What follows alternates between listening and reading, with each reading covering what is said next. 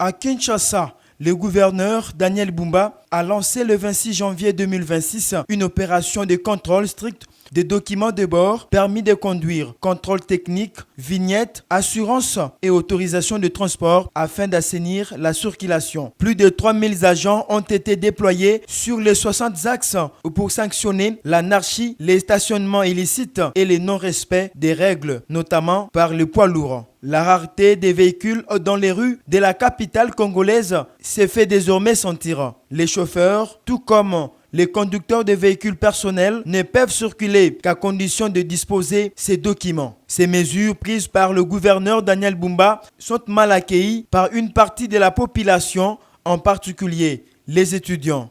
Dû à ce que nos autorités ont mis en place comme surveillance de ceux qui n'ont pas de documents et tout. Donc déjà que le message était un peu comme brusque aux yeux de la population. C'est pourquoi aujourd'hui nous avons rencontré vraiment des difficultés. En tout cas, présence de transport, taxi, il n'y en avait pas. Il n'y avait que de motos. Donc j'ai dû emprunter la moto de la maison jusqu'à la normalité avec des taxis, jusqu'à arriver à magasin, c'est à 1000 francs. Mais j'ai dû payer le double, donc 2000 francs pour arriver au magasin.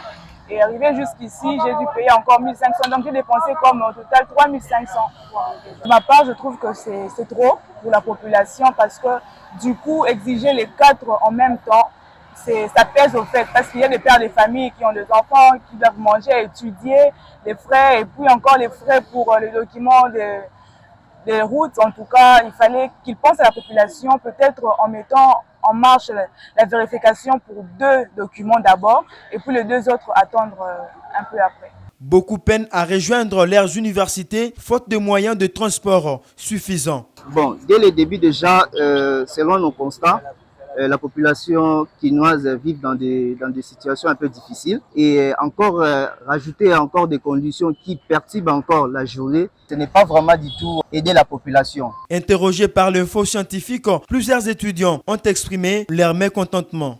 Vraiment, pour la journée d'aujourd'hui, le transport était tellement difficile. On s'est réveillé un bon matin, on apprend qu'il y a grève, les chauffeurs ne travaillent pas, il y a augmentation de transport pour le motard et c'est vraiment compliqué.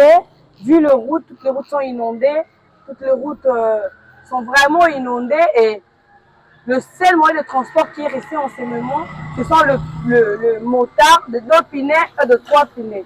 Le taximène, le bus ne fonctionne pas parce que le gouverneur vient de lancer une opération de 4 taxes en même temps et ça pénalisait les chauffeurs qui sont en grève.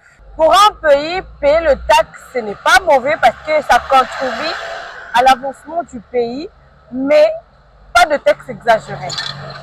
Pas de taxes exagérées. En tenant compte de moyens de vie, en tout cas, on doit tenir compte des impôts qu'ils mettent en place. Je suggère à ce qu'on essaie un peu de modifier parce que 4 taxes au même moment, ça ne va pas marcher. Nous sommes dans un pays où, en voie de développement, on se bat. S'ils reconnaissent l'importance de ces dispositions pour la sécurité routière, ils estiment qu'elles compliquent davantage leur quotidien déjà marqué par de nombreuses difficultés de mobilité.